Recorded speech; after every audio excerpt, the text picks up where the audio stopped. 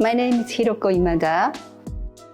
I am a printmaker, painter, and site-specific installation artist.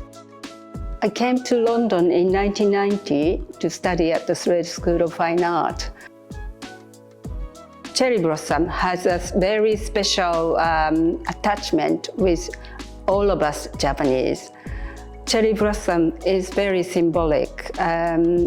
It only probably blossoms about just 2 weeks in the entire period.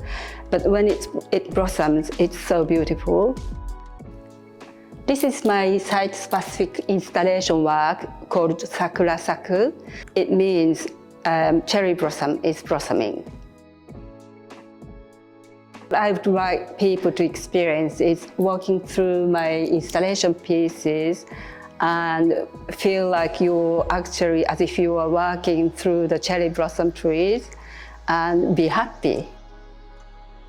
Mary Watts is also the graduate of Slade School of Fine Art and very, very well-established woman artist. And I really feel very privileged to work in the spot that she actually created her works.